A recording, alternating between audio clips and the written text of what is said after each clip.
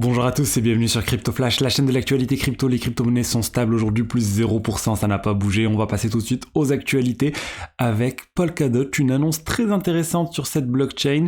Il compte passer à 1000 parachains. Alors Polkadot, pour ceux qui ne savent pas, il y a une blockchain centrale et il y a énormément de parachains. Il y a 100 parachains actuellement qui peuvent en fait communiquer entre elles via cette blockchain centrale et elles héritent de la sécurité de cette blockchain centrale. Bref, c'est très intéressant comme vision qui a été créée il y a très longtemps et maintenant il y a plein de projets qui ont des visions assez similaires avec cette multitude de blockchains en parallèle qui communiquent entre elles.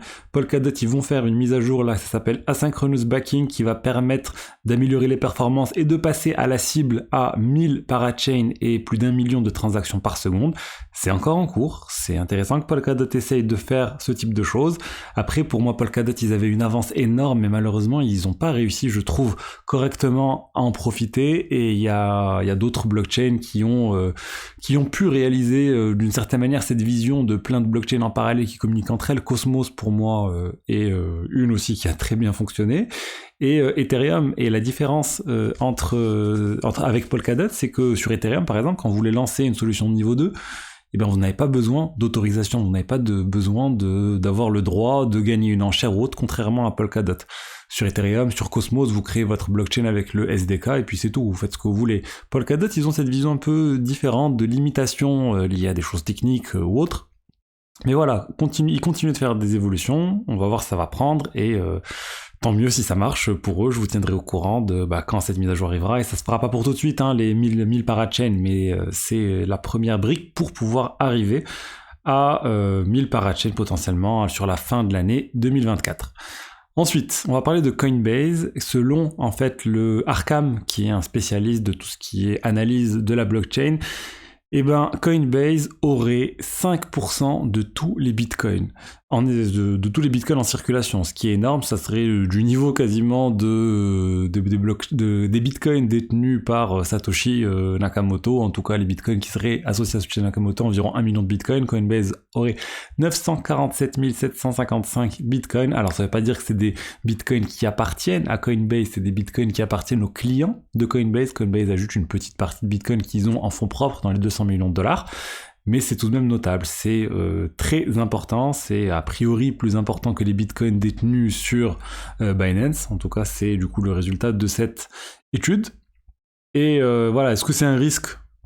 Bon, honnêtement, pas plus que ça. Ça reste quand même 1 million de bitcoins sur 21 millions et c'est détenu par plusieurs entités différentes au final. Et j'imagine que Grayscale, le fonds d'investissement Bitcoin, ils ont une très grosse partie de tous ces bitcoins.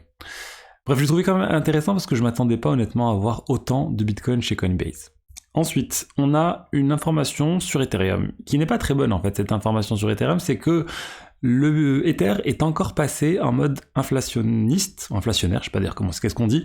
En tout cas, il y a de l'inflation actuellement sur le réseau Ethereum parce que le niveau des transactions est au plus bas. On a atteint un plus bas de près de 9 mois, donc il y a moins d'activité sur le réseau Ethereum. Et cet article de CoinDesk nous dit en fait que c'est aussi dû aux solutions de niveau 2. On est en bear market, faut pas se cacher, du coup il y a moins de transactions, et en plus il y a les solutions niveau 2 qui sont de plus en plus importantes sur le réseau Ethereum, elles sont de plus en plus utilisées, Optimism, Arbitrum, Polygon, ZKEVM et toutes les L2 qui arrivent de plus en plus. Et du coup ça prend en fait une partie des transactions du réseau Ethereum.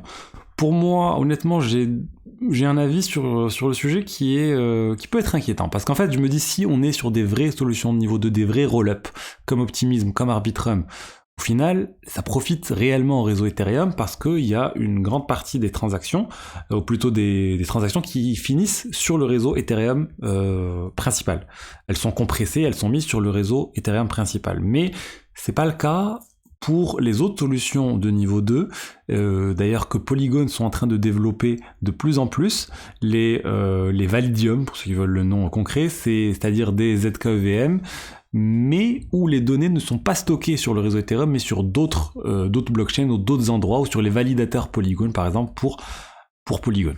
Et on peut voir ici, regardez, vous avez sur l2fees.com, vous avez le total L1 security cost, c'est-à-dire les frais vraiment payés par les solutions niveau 2 à Ethereum. Et on peut voir les vrais roll-up, on va dire, payent beaucoup à Ethereum. Zcash paye 70 000 $ pour le réseau Ethereum, Arbitrum 38 000 $, Polygon qui reste une ZKVM 5 000 $. Mais regardez, si on va vraiment plus bas sur les choses qui sont pas réellement stockées sur Ethereum, telles que Métis et Arbitrum Nova, bah c'est assez faible, 800 $, 200 $. Bref, c'est pas avec ça que les frais de transaction vont augmenter sur Ethereum et qu'il y aura des Ethers qui vont être détruits et qu'on va repasser en mode déflation. Donc à surveiller, pour le bien du réseau, je pense qu'il vaut mieux qu'il y ait de plus en plus de roll-up, mais les gens cherchent les frais de transaction les plus faibles et du coup on va avoir de plus en plus de solutions, telles que Métis, telles que les Polygon, là, la Polygon Chain qui est en train de se transformer en Polygon, la Polygon POS est en train de se transformer en un Validium aussi, donc les frais n'iront pas, la majorité des frais n'iront pas en tout cas sur le réseau Ethereum. Ensuite, on a une news autour de Google. Google qui vient de rajouter 11 blockchains dans son outil BigQuery, son outil de big data dans le cloud, qui permet aux utilisateurs de requêter facilement ces blockchains et l'historique de ces blockchains, donc directement depuis l'outil BigQuery, sans avoir à lancer un propre nœud associé à toutes ces blockchains. Regardez, les 11 blockchains, c'est Avalanche, Arbitrum, Chronos, Ethereum Goerli, le réseau de test, Phantom, Opera, NEAR, Optimism, Polkadot, Polygon Mainnet, Mumbai et Tron. Donc 11 nouvelles blockchains qui vont faciliter la vie aux développeurs qui veulent interagir avec ces blockchains. C'est intéressant pour moi de voir que Google continue d'ajouter des fonctionnalités sur ces services liés à la blockchain en plein bear market. Je trouve que c'est une bonne chose, et tant mieux pour toutes ces blockchains que je viens de citer. Ensuite, j'ai vu une interview très intéressante de Vitalik qui a été publiée sur CNBC, où il raconte plein de choses, et moi ce que j'ai trouvé le plus intéressant, le point le plus intéressant, je vous le montre ici, il dit que pour lui, le futur en fait, les priorités clés pour Ethereum, c'est la privacy et la sécurité.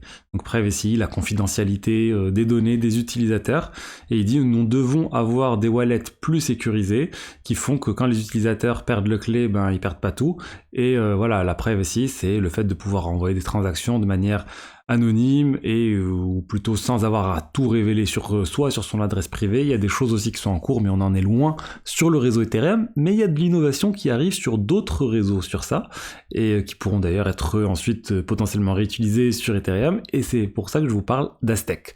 Aztec, j'avais commencé à vous teaser hier, mais Aztec, c'est une solution qui va permettre de réaliser des transactions de manière complètement anonyme sur la blockchain. C'est un L2, c'est une solution de niveau 2 sur Ethereum. Et qu'est-ce que va permettre de faire cette solution de niveau 2 ? C'est 3 niveaux de confidentialité. Regardez, on peut retrouver ici 3 niveaux de confidentialité. Ici, user privacy, donc la confidentialité au niveau des utilisateurs et des informations des utilisateurs. Qui est une personne, à qui elle envoie l'argent, ça c'est, on va dire la confidentialité de votre adresse, pour faire simple. Et ensuite, la data privacy.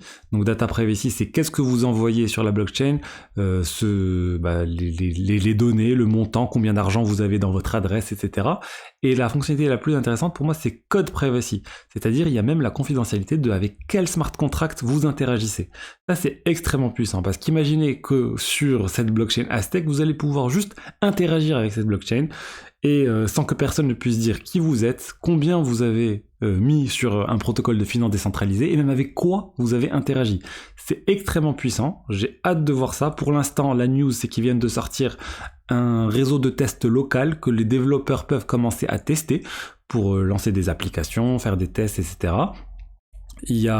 Attention, c'est pas dans le langage Solidity, donc ça va être plus compliqué d'avoir des développeurs qui vont arriver sur cette blockchain et cet environnement. C'est le langage noir qui est utilisé, un langage spécialisé sur cette fonctionnalité on va dire de confidentialité. Et voilà, donc si vous êtes développeur, vous voulez commencer à utiliser ça, n'hésitez pas à aller sur le site d'Aztec. Il n'y a pas de token pour l'instant, on se doute qu'il y a un airdrop qui arrivera un jour.